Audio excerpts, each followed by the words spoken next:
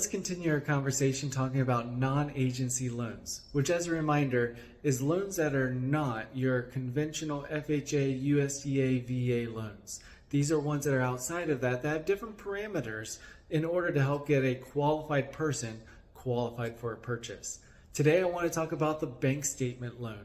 I love the bank statement loan because it helps people that are self-employed get qualified for more usually than what they could based off of the tax returns. Typically for Fannie Mae and Freddie Mac, they want to use the last 2 years of taxes in order to help qualify someone for a mortgage.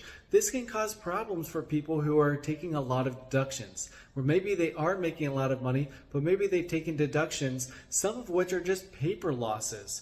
And it makes their income look much more deflated than what it actually is. So this is why we have the bank statement program.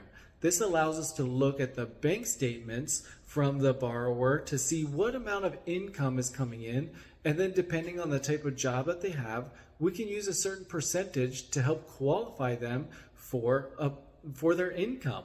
So this changes for each of the different type of employment that they have, but in general, it allows us to use a higher amount. Now there's other things to keep in mind.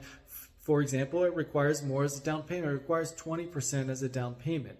Interest rates are also going to be a little bit higher than what they would be going the conventional route. But this is important to talk to the borrower, in which is it better to not take the deductions on the taxes to increase income, or is it better to take a slightly higher interest rate and then hopefully if the income continues to increase with their taxes, maybe they can refinance into a Fannie Mae, Freddie Mac loan down the line. So these are options that are out there. What I do is I gather the last 12 to 24 months of bank statements. We submit them to underwriting and we get an income calculation.